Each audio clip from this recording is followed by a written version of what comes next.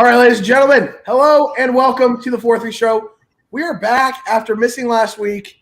Sorry, the three of them were supposed to take the show.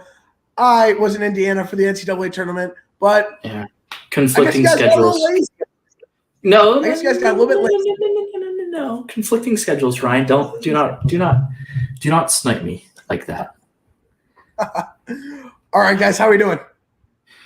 Don't ask me that question. Do not ask me that question, Brian. You know exactly what my answer is. Dom, I will answer for all of us when I say we are a little disappointed. That's not the only word, Pat. That's not the only word. We are upset that we did not win our intramural softball game tonight. It was probably our last chance to make a push for playoffs. But we got to take it in stride. We got to strap up our boots and get back out there Wednesday.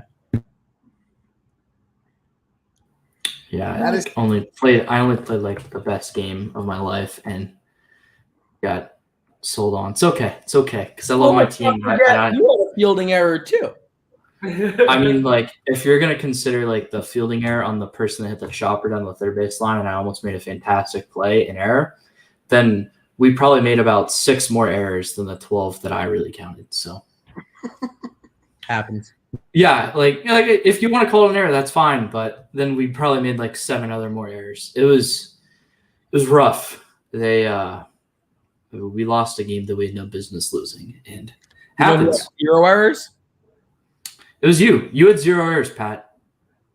You're catching. Nice. You also struck out twice in slow pitch softball tonight. So yeah, a foul out to strike out. And the other time it was a ball, but what are you gonna do? Yeah, it's all right. At least on that. Hey, to be quite honest, I'd rather strike out than get robbed at 2 hits.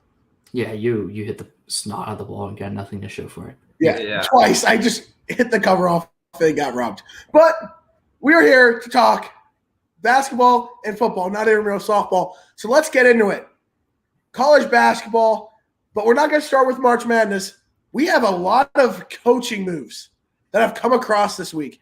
The first one is Lon Kruger, former UNLV, Kansas State, and Oklahoma coach announced his retirement after their loss against Gonzaga in the NCAA tournament.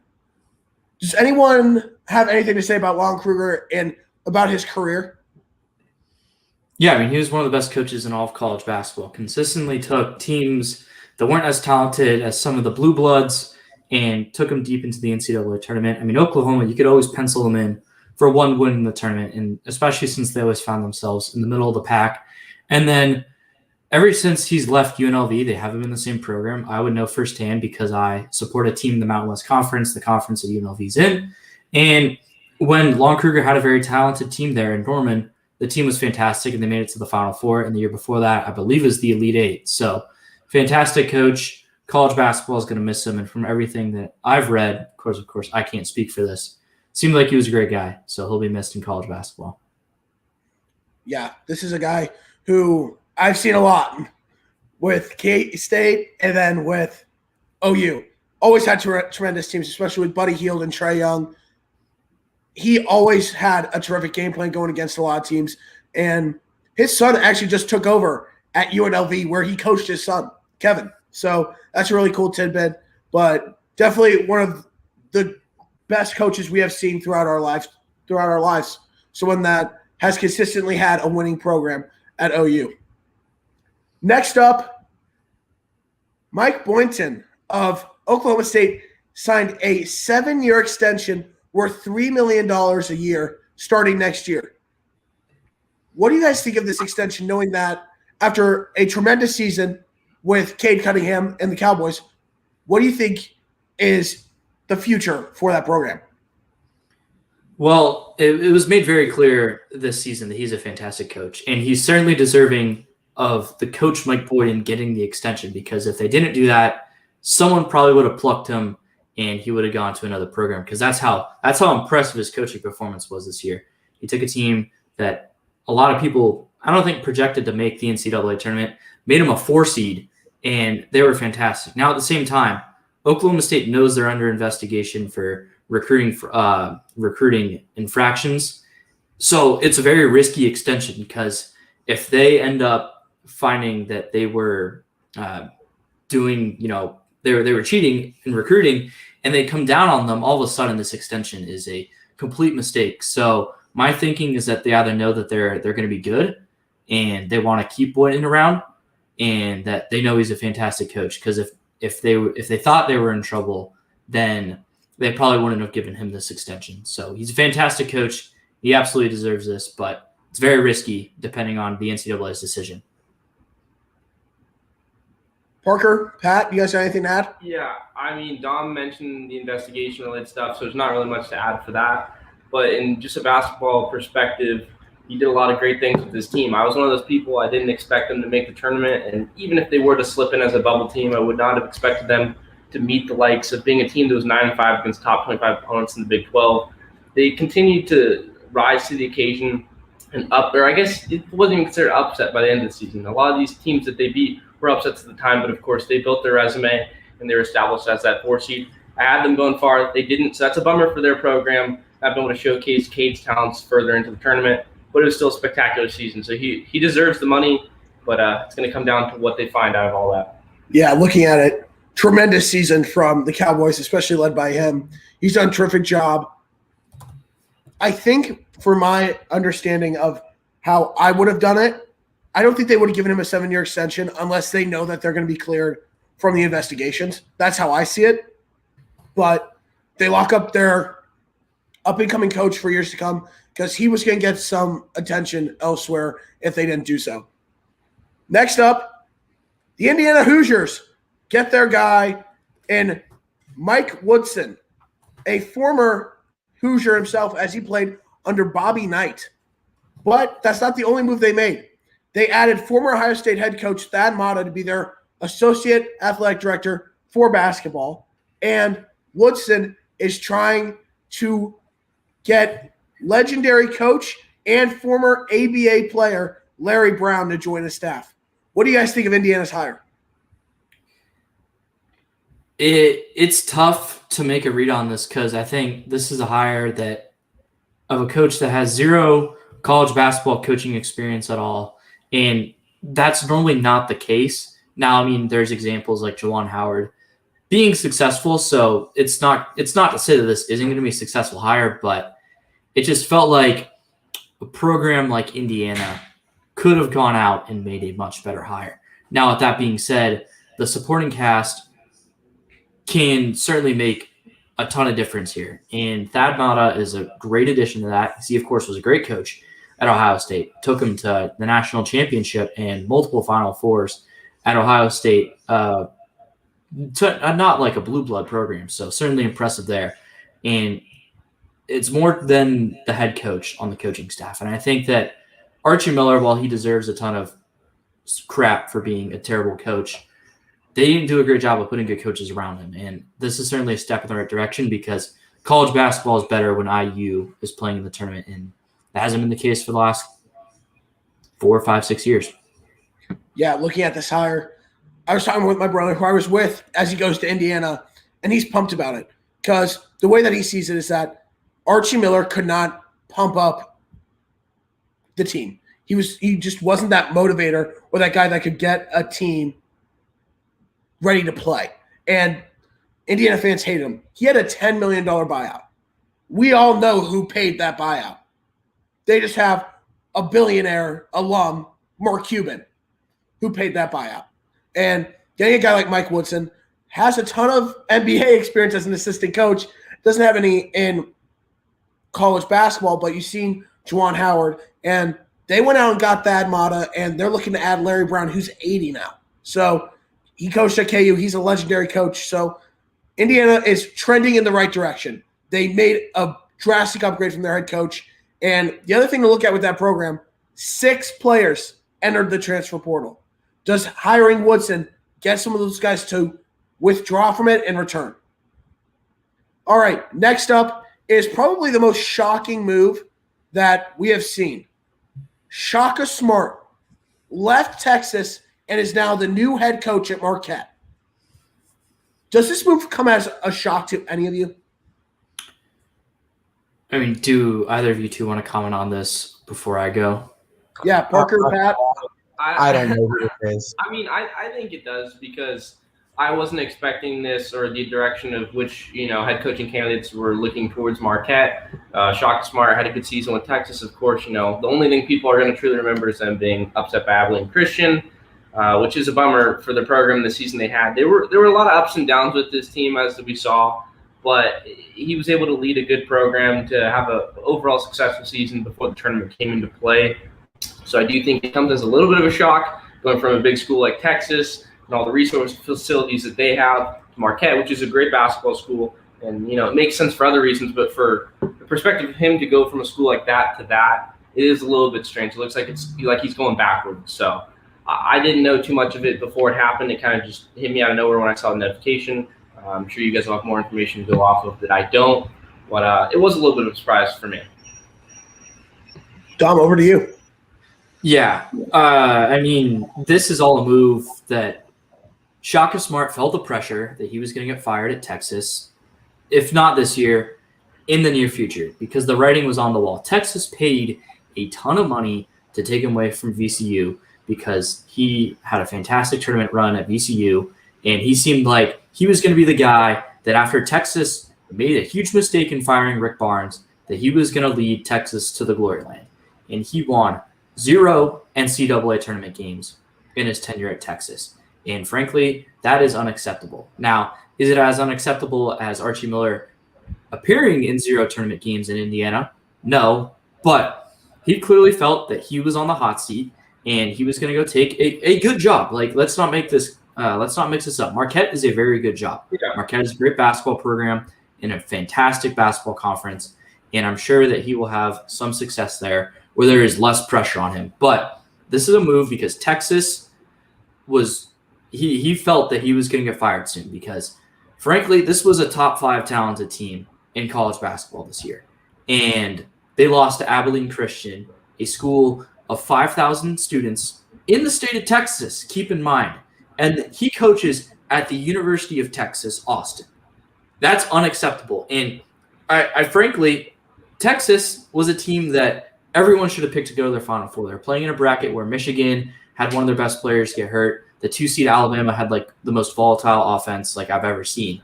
And then Texas has this insanely talented team with 3 senior guards who can shoot, can drive, can facilitate, and 3 insanely good big men. And they lost to Abilene damn Christian. Like, I don't know what to say. Like, that is probably that's more embarrassing than Ohio State losing to Oral Roberts. And that was pretty damn embarrassing. So he knew that he was on the hot seat, and he had to get out because things were not looking good in Texas. And frankly, Texas fans deserve better. Yeah. Went 109 and 86 in 6 seasons at Texas, which isn't bad, but not what they expected after they spent a lot of money, like you said, Dom, to pull him from VCU. And how many tournament wins does he have to show for it? 0. They should have made a run in this tournament. They shouldn't have lost to Abilene Christian. It was cool to see Abilene Christian do that, especially because the kid that hit the game-winning free throws went to my high school. But they should not have lost that game by any means. They disappointed. So, and looking at Shaka Smart, he's back home. He's from Wisconsin. He's there to revitalize a program that went 13 and 14 this year, extremely inconsistent. And I think that for him, he needs to be somewhere that is a lower level of pressure. Like you said, Dom, he was feeling that pressure, especially because he had a team that arguably should have gotten to the Final Four. He had a team that could have made that run and been there. They had a ton of talent, but they disappointed. And I think maybe it was time for Shaka to move on because it just doesn't seem like he was finding that stride there to where he could do what he did at VCU. This was one of the guys that was a hot topic after their Final Four run, and look at them now. Did nothing at Texas, really. And remember, Marquette has wanted Shaka Smart. They tried to get him in 2014 when Texas got him. So they finally get him, and they're happy with that. Now, the last thing I want to talk about before we get into our tournament is now Texas is in a bind. Any predictions for who could take over that program? Chris Beard. That's frankly the only guy they should go after. They should have an Indiana. Go reach out to your boosters and say, all right, people, how much money can you give us to pay Chris Beard, the top 5 coach in college basketball, a coach that's taken, frankly, nowhere near as talented teams as, frankly, any team that Shaka Smart has coached, and taken them to the national championship and won tournament games with them and looked really good and has just managed his players really well and has gone in the transfer portal and got really good players and has recruited. He was recruiting players to Lubbock, and no offense to the people from Lubbock, but I don't know how you are able to recruit college basketball players who are 18 and, frankly, can go anywhere in the country, can go to other really good schools, and he convinced those people to go play college basketball in Lubbock. And that, to me, is amazing. And if Texas can't get enough money to go out and get Chris Beard, I'd be shocked. I'd frankly be shocked because Chris Beard, if he doesn't go to Texas this year, there's no way he's staying in Texas Tech for that long. I mean, the writing's on the wall with Coach Roy Williams and Coach K at both North Carolina and Duke. Those guys, their time's coming up because they're getting old. And at some point, those programs are going to come calling for Chris Beard. And if Texas doesn't go get Chris Beard, I'd be shocked. Parker? I don't have any in particular that come to mind, but I do like that. I think that makes sense for that situation. But as for me, just looking at it, I mean, like you mentioned, Texas can just go about their ways and get anyone that they really want. For the most part, big schools like that have a lot of leeway. They have a lot of money they're willing to shove at the door of these coaches. So although I don't have any particular names, I do think that is one of the better ones that you'll hear as far as rumors going around with the job that he has done over there at Texas Tech. Yeah. Texas has to go get him. They have the boosters that'll pay the money to get him because, like you said, Dom, there are programs that are about to lose legendary head coaches. They've got to make that move and do it quick. If not, it's going to be a huge mistake, and they're going to see Chris Beard go somewhere that – like Duke, like UNC, and he's going to do a terrific job. But if for some reason they don't get Chris Beard, the one name that I thought Indiana could try to make a run at, John Beilein, Big Ten analyst right now. You saw what he did at Michigan. He did some incredible things, and he never really got a ton of top-tier recruits. I think that he could be a candidate. Do I think that that's their first guy? Heck no. I think they should go get Chris Beard. But if Chris Beard falls through, I would probably try to look at John Beilein and see if he has an interest at coaching. Dom, you have a look on your face. You're on mute, buddy. Sorry, I just said I'm just reading Twitter. I apologize.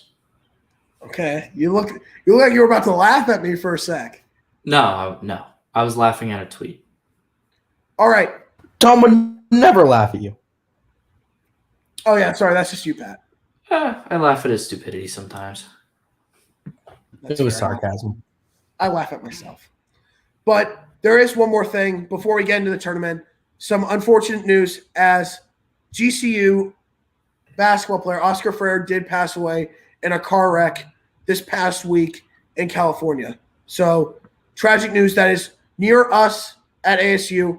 Just want to send prayers out to his family and to the program. Now, let's go into the tournament. First off, I have to ask, how are everyone's brackets looking? Well, everyone in the entire world that created one, none of them are looking good. Just, some are better than others. So with mine, I guess I'll start off. It was actually in contention in Pat's friend's pool of people. It actually was all the way up until Alabama decided to get upset by UCLA because they can't hit free throws and a lot of other things they couldn't do in that game. I mean, it was rough. The fact that they managed to get to OT was something. But, it's not looking particularly great, but it's better than most, I would say, since the brackets have been so unpredictable. Started out 19-32 for the first round. Fortunately, a lot of those games didn't impact me deep into the bracket with the exception of a couple, of course, but it is what it is. It's March. It's what we expect. Dom, how's it looking, buddy? As of today, I can make $0 in March Madness. If Arkansas won, I would have made a lot of money, but that's how it works. I don't gamble. I don't have a bookie. I don't have anything, but let's just say that Arkansas losing was probably more money than I'll have ever on a basketball game, and it's because if Arkansas won, then the only person that could have beat me in my bracket was the guys who have Michigan winning it all. And I can tell you right now, Michigan's not winning it all because Gonzaga is going to beat them or UCLA. And when that happened, the dude who has Baylor winning it all. Hey, what about USC? Come on. Well, I think USC is the best shot to beat Gonzaga. Yeah. But I now need Baylor to lose to Houston, and then I need Gonzaga to win it all. And I don't think that's going to happen. So, and then if Arkansas moved on, I would still be alive in my fantasy draft, and I'd be in it. I basically would have won the bracket pool. So, happens, that's part of March Madness, but everything died today. And then my softball team sold me. So, it was a rough 45. Pat. I think I'm in competition for the worst March Madness bracket of all time. If ESPN sent somebody to Maui for the worst bracket, I'd be on my way to Maui right now. I'll say that. I maxed out my points today. I can no longer earn a single other point. I got all four final four teams wrong, and 6 of 8 Elite 8 teams wrong. So it's pretty horrendous. I've lost a fair amount of money, which just goes to show you don't bet on things that you aren't well versed in. But it's March Madness. Everybody does it, You had fun watching the games, and because you had a little bit of money on the games, you got that rush, the Pig Suey rush, and they let us go. The rush was awesome. They let us. I enjoyed the Arkansas run. However, now UCLA is the lowest seed left, right? Yep. Yes. Yeah. So now I'm a big UCLA fan. It's also a good song, Grimes. I knew you could say it. He just moved to LA. Go to UCLA. Yeah, I'm a big UCLA guy. Maybe. Let's just say I made a lot of brackets. A lot of them went down the drain when Illinois lost to Loyola Chicago. But currently, I have one bracket with 660 points and it is in the 94th percentile because Baylor is winning it all in that one. Nice. Yeah. So I was ranked. I was ranked, I believe, in the top 3 million today, which isn't great. Like that's not a flex. But if Arkansas would have won, let's see what percentage of people had Arkansas in the Final Four, because I know it was not a lot. But if you go here, I only made one bracket, and I do that every year. I don't believe in making multiple. I just want to stick with one, see how it does. It feels more authentic if it does well. And it was a slow, painful death with my bracket. It was slow. It was painful. Let's just say I would have been amongst the 7% of people who would have predicted that correctly. And now I'm in the 50th percentile because everyone who picked the 1 seeds because they don't watch as much college basketball as I do jumped me, and that's what happens. let's just say this. The past 2 days have really killed me. Alabama, Final Four, That hurt. gone. Arkansas, gone. And softball, and then Oregon State. Just not a good day. Not a good couple days for Ryan. But Gambling it's bad. Passover. The How one- could you No, it's have not it? gambling reasons. I wanted the pack. Hey, it is Passover. Hey, and we are having a Passover feast this weekend. I'm actually going to cook, so it'll be fun. It'll be quite the day. Wait. Can't wait. Who said you were invited, Dom? You? You are invited. And so is Brooklyn, of course. If I had to pick between one of you, of course I'm picking Brooklyn. That's so great to hear. All right. He's gonna poison the brisket, No, I would never do that. poison the matzo ball soup. No, I just poison your food, Pat. All right. So now let's continue with the tournament. I want to hear some of you guys' general reactions to just how everything has shaken out so far. We have 2 Final Four teams. What have you guys seen? What have you guys most enjoyed? Well, It's just been. Oh, you go. okay, well, the best thing I would say is a lot of times with these brackets, I look at them, I go the safe route, and I say, not enough upsets. These are going to happen. It's just a matter of trying to hopefully pick the right ones, and inevitably I never do, for the most part. And this was a year where it's like, okay, with COVID and limited capacity, these big schools can't dominate the crowds and practically have home games. So we should expect to see a more even playing field for these little schools. They have a better chance to compete. So you just from process of elimination, there should be more close games and more upsets. I told myself this a billion times, and I still went safe again. And of course, that's why my bracket is pretty good for the most part, because the safer you are, the more likely you are going to get them right. That's just the nature of it. But you limit the fun of getting those huge upsets early on. It's a bummer because there were some games where I looked at them like, maybe it happens, maybe it doesn't, but I'm going to just play it safe, which with March Madness, that's not fun. So it takes a little bit of fun out of it. The biggest takeaway would be a ton of upsets this year. There were no perfect ones after the first round, which is rare. Because usually there's those 1 or 2 that somehow they're still there, but with all the millions and millions of brackets that were created, that was not the case. So this year was even crazier than we'd seen before, which was very fun to watch. Pat, general reactions. I'm having fun watching. I mean, like, the games are good. We're getting some high quality basketball.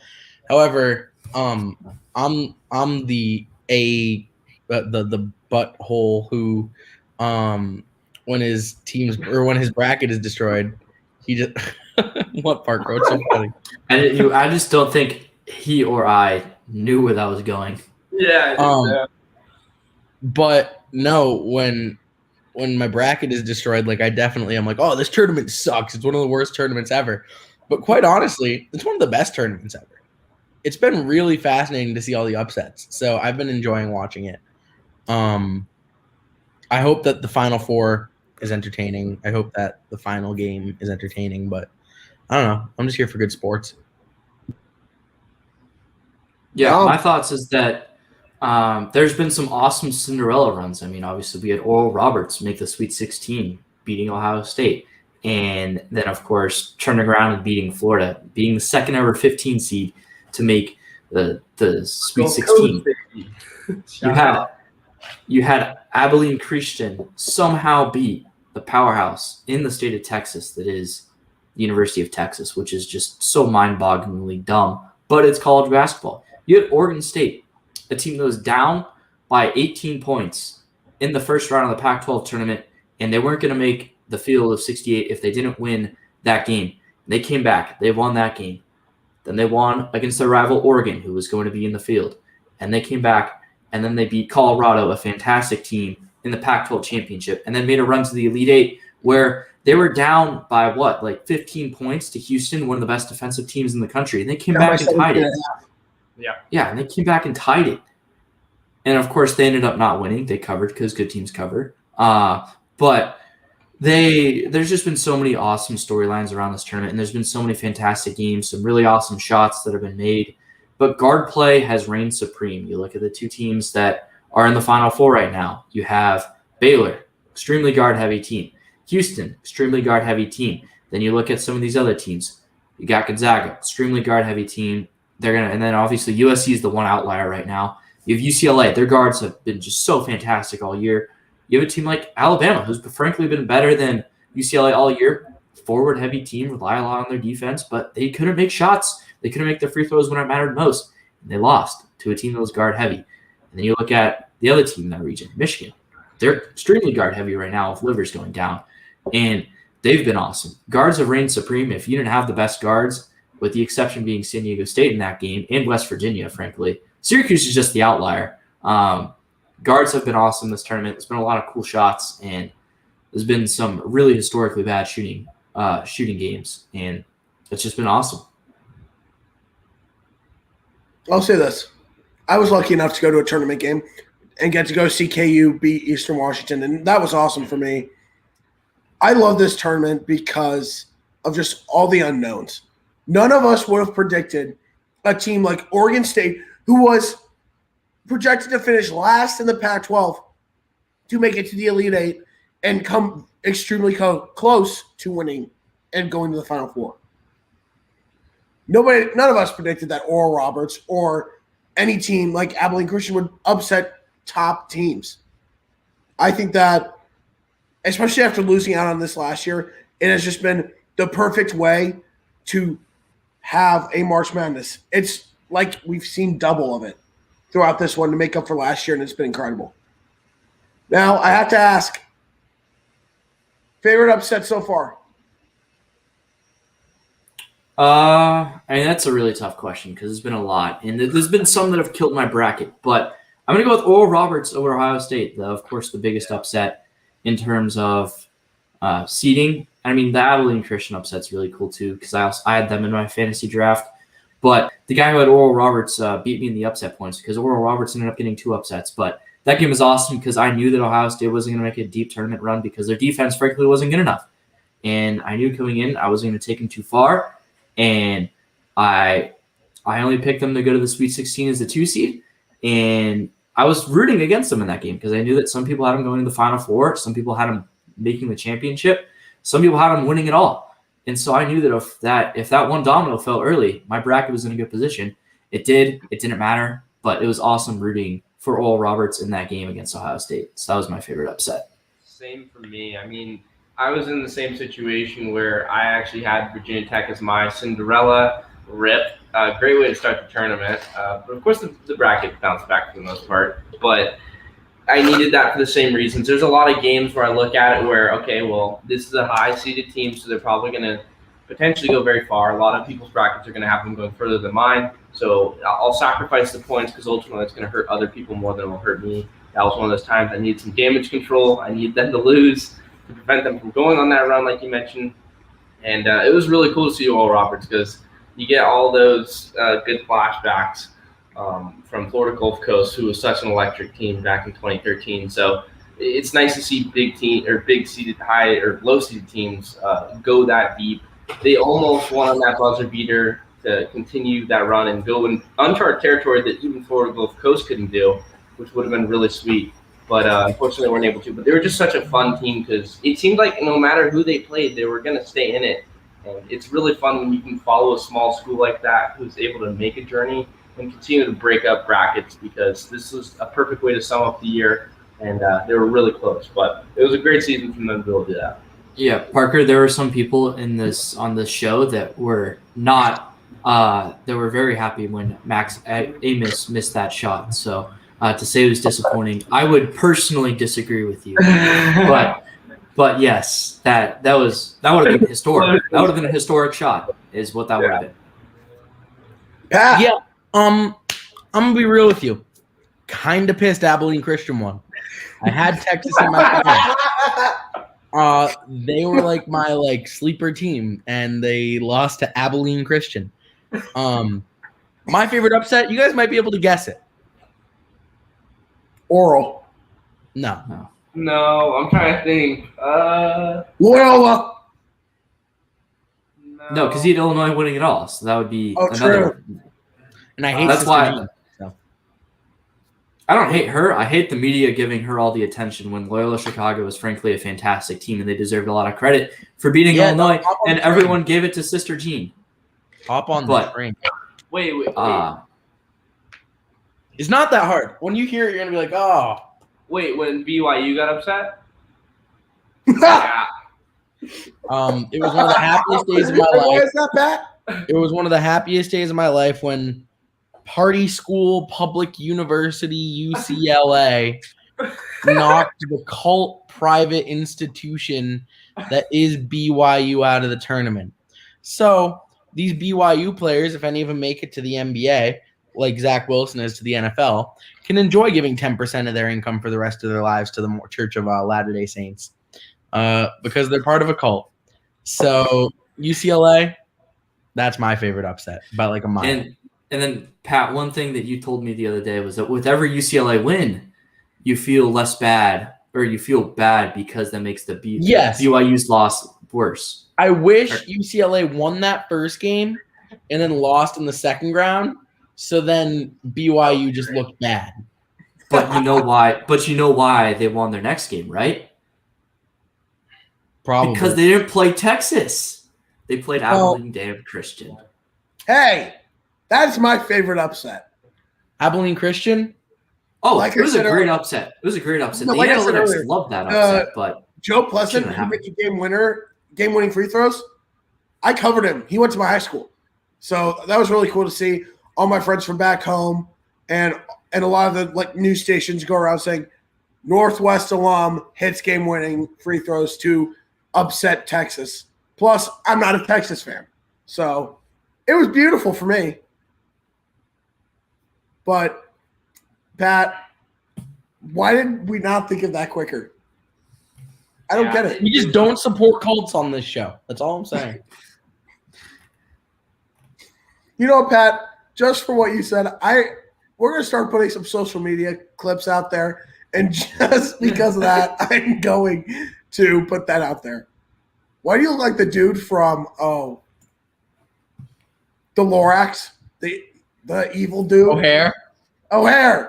Let it die, let it die. let it shrivel up and die. Awesome. All right. Gotta ask, out of UCLA and USC, I think I know most people's answers. Who has a better chance to make it to the Final Four? Well, the thing with March Madness is it comes down to matchups, and I believe that USC is better than UCLA. They proved in the regular season. I mean, UCLA had their injuries and stuff when they played them, but they're both playing very good basketball. They've gotten to this point for a reason, but I do believe USC has looked significantly more dominant. Their wins have been more impressive because not only are they winning, but they're covering. They dismantled Oregon. They let them get a little bit closer back into it near the end, but they ultimately did what they had to do. And they absolutely destroyed Kansas. They looked so good in that game. And I said after that, I'm like, Appreciate that. I'm just stating how it was. They won by 34, but they looked so good on both ends. I said to myself, if this team can sort of play similar, not even expecting that level, because that was the best game they played all year. I'm like, if they can play similar to this on both sides, let's see what they can do. They'll make it competitive. I expect them to get to play Gonzaga in the Elite Eight. I'm not going to expect them to win because Gonzaga is that good. I picked them for a reason. They're undefeated for a reason. But I think they can make it a really good game. But ultimately, the reason why I got to side with UCLA is they're not playing Gonzaga. It's as simple as that. It's all about matchups. And although Michigan has looked good, they're doing good without Livers and the injury that he suffered. And it's nice to see what they're doing up until this point. They're not the likes of Gonzaga. Nobody is in this tournament besides Baylor maybe being able to be similar. No. I don't think they are, but they're most likely going to be in the championship game with them. So I have to give them a little bit of credit, but I do think that it comes down to that, and therefore it is UCLA. It doesn't feel right to say that because USC is better, but that's just how it goes. Pat, I want to hear your take first. Go UCLA. Dom, over to you. Go Bruins.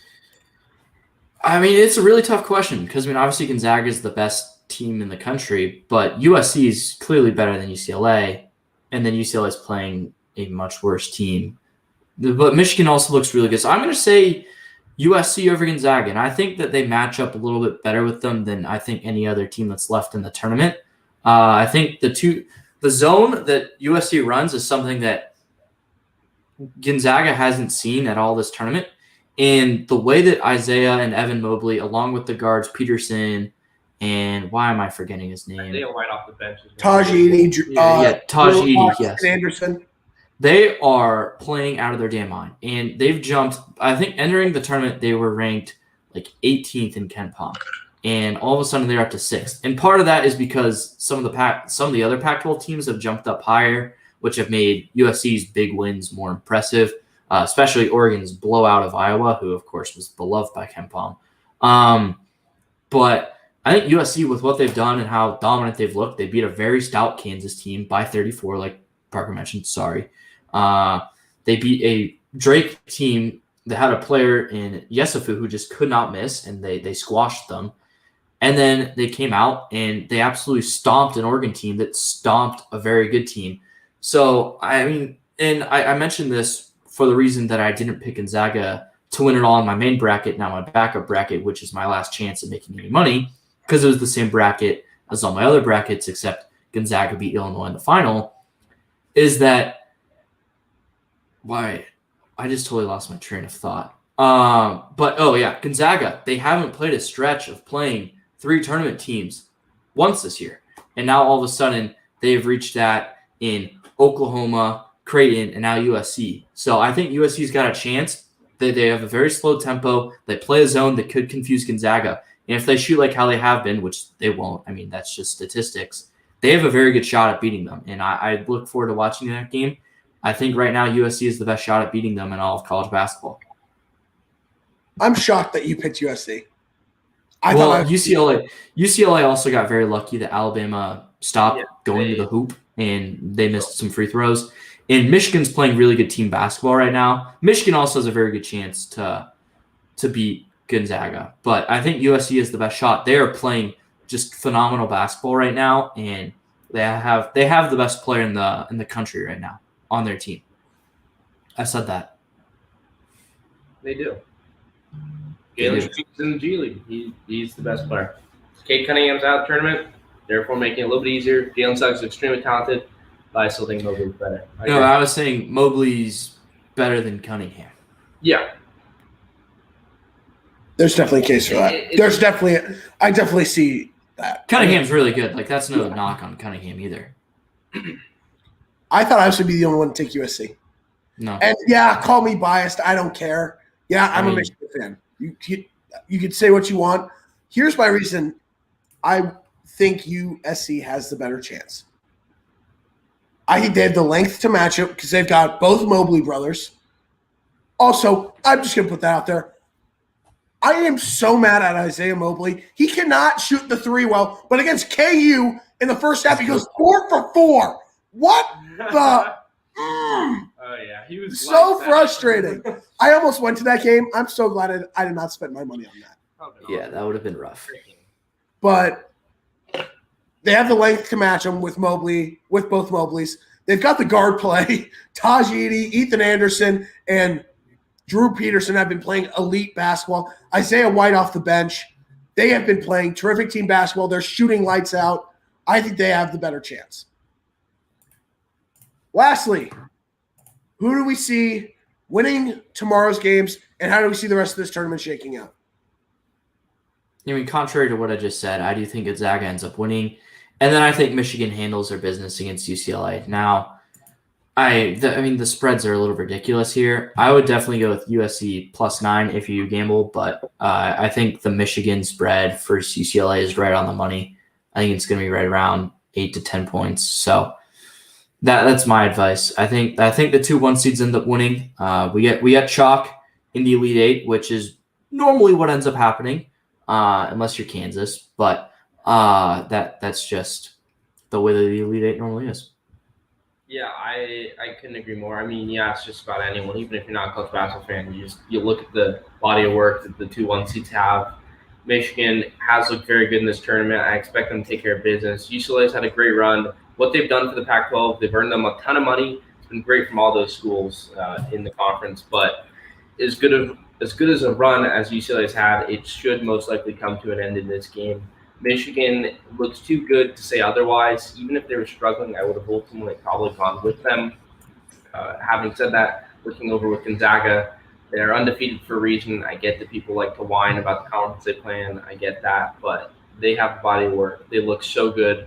They have so much depth, and they're utilizing it. Kispert, Timmy, Suggs, and those are just the 3 big names that come to mind. But there's so much more work that goes into it with Mark Few's group. I think they take care of business.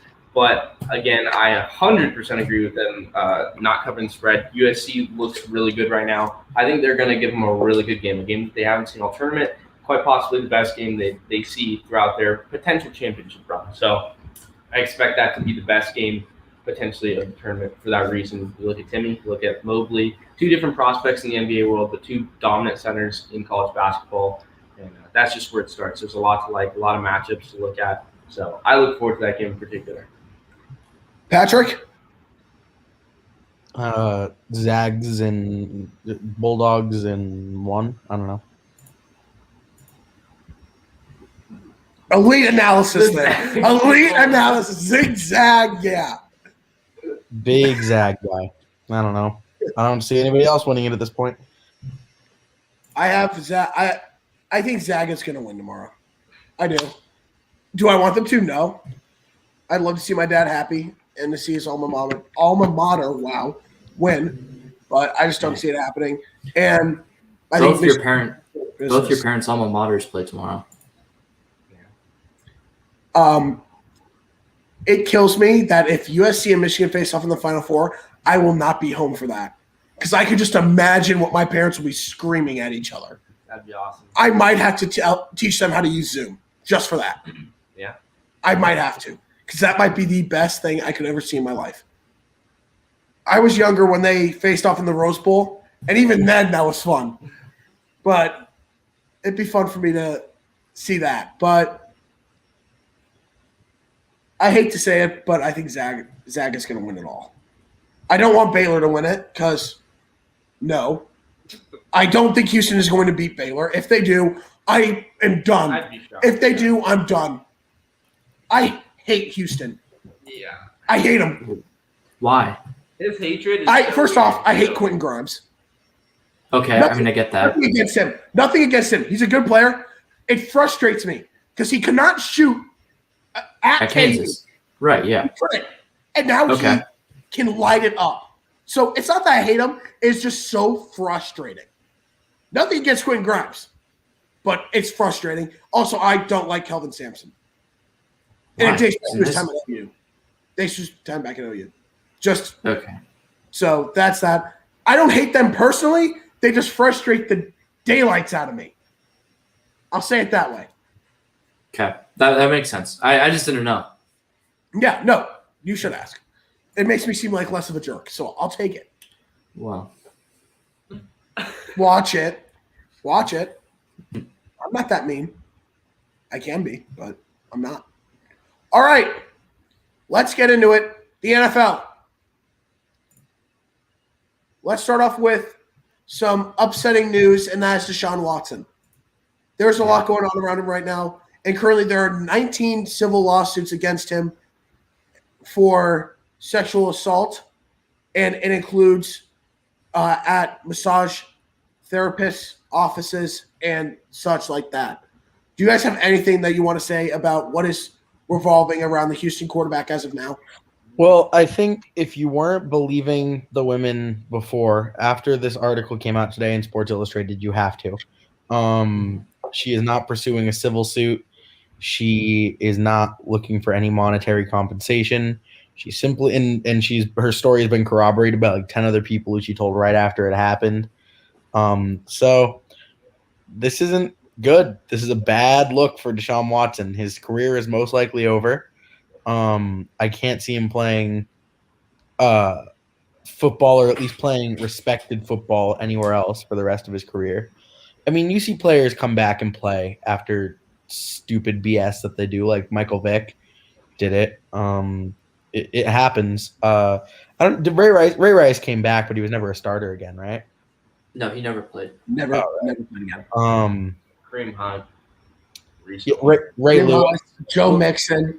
Well, but the Kareem Hunt situation is That's there's different. a lot of stuff that's up in the air about what happened with that. Obviously there's the video. There's the video, and you can't deny what happened in the video, but there's some other stuff in that video. There's that a lot that goes into that. I would imagine. I would get into it from what I've heard, but we're not on topic about that. Yeah. But Yeah. Dominic, there's a lot of stuff up in the air about that whole situation of what happened. I mean, it's the sad thing about football is that it's a very toxic league in the sense that fans are very fast to forget when players do very bad things like this. Ben Roethlisberger. It happens all the time. There's a lot of sexism and misogyny and effed up stuff that happens in football, but Mhm. This is going to at least put a damper on Deshaun's career. He's never going to make money like he's making again. But we'll see where it goes. I think he will play again, just not in the same light that he has the past few years, which is sad because I really like Deshaun Watson. Deshaun Watson. Incredible player to watch. But at this point, I have to put that aside and say what he did was wrong. Pat, thank you. Parker, Dom, do you guys have anything you want to add? I mean, I haven't read that other thing. The only thought process I had for all this is the only thing that you could truly hope from a human perspective is that these things didn't take place, because that means there were no victims and no one was harmed by any of the actions. But there's a lot of unknowns. Of course, Pat referenced that article. I myself have not read it. I didn't know that it existed until right now. I'm sure a lot more information is going to come about. It does every single day. And I am very intrigued to see what comes out of it from each individual person that's come out. But again, the hope was always that these things weren't true, because that would mean no one got hurt. But unfortunately, if they did, then that's very unfortunate for those people. And you hope that things get figured out more than anything. Yeah, I mean, I think that Pat did a really good job of summarizing it. And Parker, you had less things to say because, of course, Pat said it really well. And it's just unfortunate because you don't want any of this stuff to happen. And unfortunately, we see this all too often with these football players taking advantage of women, and it sucks. It sucks because it puts a bad reputation on a lot of guys who do the right thing and stand up for people, and it just sucks because no one wants these women to feel like they're in danger anytime they're with a man doing their job, and it sucks. And I feel bad for these women. I feel bad for any woman who's experienced anything like this. It sucks. Deshaun Watson probably deserves to not play in the NFL again. My guess is that he still will be because he's a top 5 quarterback in the NFL. And, of course, the quarterbacks are more important. And like Pat just mentioned, the majority of the guys who end up coming back into the league and playing again are quarterbacks because they were good. And that's the most important position. And I think that's a really sad reality, but I think that is the reality. And I hope that reality that I foresee doesn't come to case, because the stuff needs to stop. The NFL needs to step in, take control of this. And it sucks for Deshaun Watson too, because he messed up and he deserves to be punished. And unfortunately, a fantastic career, I think, should come to an end. Yeah, I agree. This is something that is just so sad. And it's not even about Deshaun Watson. It's about for the women that have gone through this. And Pat, I read that article as well, and it was tough to read. Anytime you hear about this, it's tough to read. And it honestly kind of made me sick that something like this would ever happen to someone. And yeah, I agree with you, Dom. I don't think Deshaun Watson should play in the league again, which is sad because I respected Deshaun Watson. I liked Deshaun Watson dating back to his days at Clemson. But it's to the point where when you've got this many people who constantly are backing up these stories, there's no excuse to say that you believe that these women are trying to pull a fast one or anything like that. It's sad to see. Now, let's move on from Deshaun Watson and look at what the 49ers did. They traded up for the number 3 pick with the Miami Dolphins, giving up 2 more first-rounders as well. So what do you guys think of the 49ers and what they did? It's confusing because, to me, the 49ers are in a situation where they need to win now. And they have a roster to where they can win now. And they will be going out and using draft capital on a quarterback that, frankly, I don't think is going to play at all this year. And whether that's Mac Jones, Justin Fields, or Trey Lance, it doesn't seem like they're going to play because they think Jimmy Garoppolo is their quarterback. And I agree. I think Jimmy G should be the quarterback for this team because they should win now. Or if they wanted to go on and get a better quarterback on the trade market, or they had the opportunity in free agency. But I thought they didn't give up too much, but they are certainly sacrificing their future to try and get a quarterback in a situation where he will come in when their team is weaker. And I don't know if that's in their best interest. And if they go with Mac Jones, I think that might be a huge mistake, certainly because the other quarterbacks are more talented than them. And if you're Miami, you just have to be just loving yourself right now. You turned Laramie Tunsil into 4 first-round draft picks and 2 in 2 second rounds. I mean, that is just so fantastic. And they did such a great job. But the 49ers, they're going to be a talented team next year. If Jimmy Garoppolo doesn't do well, they're going to have a much better backup option. And we'll see. Because I trust Kyle Shanahan a ton. But I don't know if this trade was for the best interest in winning a Super Bowl. Because who knows where the roster is going to be in a couple years when one of these guys is their quarterback. Bravo to the Dolphins. We'll get into that in a second. I know we are, but I don't even want to wait because the first move talking about the 49ers correlates to them, and then of course they made a move following it, which we'll expect the details of. But I mean, good for them being able to execute these moves because they are in a spot where they trust Tua. They feel comfortable with him leading the franchise because of course they were a team that was interested in Deshaun Watson. That's a very different path now. That's behind them. They're focused on Tua. And they said that who they're looking to get is not someone that they have to worry about being taken as early as they were originally supposed to select. And if that's the case, bravo, get some extra draft capital, get who you want to get, and that's what it comes down to at the end of the day. As for the 49ers and how I feel about their move, yes, they can lose in win now mode. They've expressed this before. The roster backs it up. They're not very far removed from a Super Bowl run. I think that this is a team that has the talent where you got to realize that you got to kind of pick up the pieces and try and put it all together right now because there's just not really much that they can do down the road. In a couple of years, based on their situation, it's going to be a very different team, and I don't even know what to expect from them, to be quite honest with you. Jimmy G is a guy that they're looking to keep. They said they'd have to be blown away by a trade offer, which I don't think that they will, based on a lot of different variety of factors such as contracts, such as injury history, his level of play. I don't see anything blowing them away like they said they're looking for. So they are going to stick with him. So it's a weird spot where they're potentially looking to bring in an understudy, a top-tier quarterback that they can mold under him and can still be in the pursuit to win now when they think that ultimately a rookie might not have a huge impact for their title run should they look to go on one next season. But, it is a weird spot with them. I thought that it wasn't the best of moves for them. I'm very curious to see what direction they go in because I think that they still do take a quarterback, and that is what they're going to look to do. So I don't know if I agree with it necessarily, but we'll see how it plays out. Yeah, real quick. I like Jimmy Garoppolo a lot as a quarterback. I have a lot of respect for him. I'm a Patriots fan. He was in my organization for a little bit. He was supposed to be the next Tom Brady. However, he is not the next Tom Brady. And I simply do not think that it is a good idea to develop a quarterback under him because he's a good quarterback, but he's not good enough to create the next big star unless he's a way better mentor than we see on the field.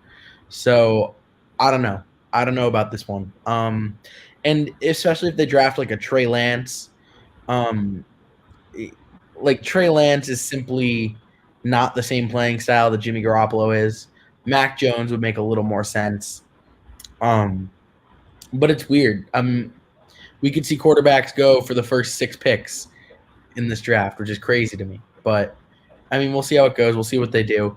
I don't think it could be the worst move they've ever made based on the move that they end up making, but we'll have to wait and see. Looking at what the 49ers did, it's a confusing move on the basis of why they did it if they are so locked in on Jimmy G. I think that if you're looking at Jimmy G and what he has accomplished, he did enough to where he could be the quarterback to get them to the Super Bowl. That's what he did. And I just don't think that he's their guy anymore. He's not someone that's going to line up statistically and continue to be the guy. But I think Dom's right. I don't think they have time to find another guy. No, they don't have time. And that's, I think, the reasons why they made that trade is to get up and get someone that can become that guy. And I agree with you, Pat. I don't think he's the guy to mentor someone either. He's not that type of quarterback to mentor someone. I know that you can look at the whole Alex Smith thing. That's a completely different story. First off, Alex Smith was a better game manager than Jimmy G, and Alex Smith was very keen on knowing that the future was way different in Kansas City. Well, and Alex Smith was also a starting NFL quarterback for more than 2.5 seasons. Exactly. He had the experience. So that's the other thing. So it's a confusing move, but the Niners are looking for their future guy in this draft. That is going to end the show. on Blaze Radio. We will be live next week. We appreciate you all coming out to listen to us on the radio every single week. And before we go on YouTube, I want to talk about the Dolphins. What they have done is exceptional since trading Laramie Tunsil. But they made an additional move. They traded up from the 49ers pick and now have the 6th pick. Have we? Yes, they have 6 and 12, right? Yeah. Yeah. No, they don't have, or do they have 6 and 12 still? They have 6 and 12. They have 6 and 12. Oh my gosh, I didn't know that. They have 2 Yeah. top 15 picks. I What thought do they you guys traded that. think of how the Dolphins have used Laramie Tunsil to now having a two top 15 picks. Well, I thought the Eagles are now picking at 12. That's what I No. thought. I'm pretty sure the I'll Eagles pick Google at it. 12. Here, you keep talking. I'll Google it. I thought that Yeah, because if I'm wrong on this, then the Eagles got fleeced. I thought I'm fairly confident the Eagles have the 12th because the 12th after the pick. 2 trades, essentially, like Miami went from 3 to 6, and Yes, by doing yes, that, yes, they yes. got a first Yes. rounder and a third rounder. Yeah, to they go with. traded. Oh, yeah. They did trade the 12th pick. And Dolphins are they 6 traded. and 18. Yeah. Yeah. They have 18. That's what it is. So either way, Still Two very top impressive. 20 picks. 2 unbelievable. top 20 picks. What do you guys think of this? It's insane. They're playing. It's scary as an AFC East fan. It is. I won't lie. It's going to be – AFC East is going to be the division to watch going into next year. Yeah, that and the NFC West. The 30-20 division. Mm-hmm. Yeah. But yeah, they've done a great job, but it all doesn't really matter that much if Tua's not their guy. And listen, I've been a big Tua Tagovailoa believer. I know a lot of people after last season don't believe in him, but if he's not their guy, it really doesn't matter that much. So he needs to take a step up. If he does, the Dolphins are so good because that defense is very talented. They lost a couple players on that defense this offseason, though. That's got to be noted. But Brian Flores is an incredible head coach. They have an incredible head coaching staff around him, which is something we've talked about earlier. And that is a scary thought. And I'm sorry, Pat, that you're in the same division as them. But like you just gotta hope that Tua's not their guy, that Tua doesn't pan out. Because if that happens, then they're never gonna get all the way up to the top. They'll still be like similar to where they were last year, but that's the one hope for you. Parker, Pat, anything additionally to talk about for that? I just think that the moves, like I really hadn't thought back to the Laramie Tunsil move that led to all this. I always find it interesting when people go back a little bit and see what one person turned into for the following picks, and those following picks are traded to see what in the grand scheme of things it made. And to think that they got 4 first-round picks out of them. I mean, this is like a video game what they're doing, like where they keep making the same trades, revising a little bit until they get exactly what they want. They just fleece teams. And look, for all we know, San Francisco capitalizes on that pick. It works out. For all we know, the Eagles do the exact same thing when they move back to 12. But either way, if you're looking at it right now, the Dolphins have done everything that they can in their power. It's truly remarkable. And this is a team that's on the come up. They're a young team, and it is going to rely on Tua and how he does, because the quarterback position gets you to the promised land. It gets you in a position to sustain success. And if Tua isn't the guy, it won't matter ultimately for the most part. I mean, it seems a little ridiculous to say, but it is true. So that's going to have to pan out. They believe it will. And if that's the case and the trajectory is exactly what they're expecting, they're going to inherit some weapons for the next couple drafts, especially this one. And it's certainly going to help Tua's case. He had a lot of weapons at Alabama. That's something that people knock him for. Well, it looks like he might have some incoming for the NFL too. So we'll see how he does with them. What this team has done has been incredible by trading Laramie Tunsil. And remember, what happened draft night, he dropped to the Dolphins after that picture came out with him with a bong and a gas It is mask. a video. That was a coordinated attack on poor Laramie.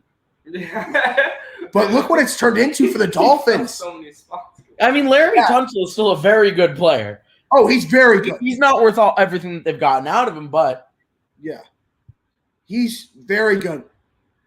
And I think that for the Dolphins, if they add Penei Sewell at 6, if he's still there, of course, they're beefing up that offensive line to protect Tua. And if Tua's their guy, Pat, you got to be scared of this team. Yeah, I'm not necessarily scared of the team because I wouldn't say they're significantly better or worse than New England. I'd just say that both teams definitely beefed themselves up this offseason, and we'll see how the draft goes. But you're right. I mean, they're going to be a worthy competitor, which they haven't been in the past. And then that's another hurdle to go over as well as the Bills. So as a Patriot fan, yeah, it's intimidating. All right, we will end it on that. That's going to do it for this episode of the 4-3 Show. Everyone, thank you very much for coming out on this late night. Have a great rest of your week. And next time we are here, we will have a national champion.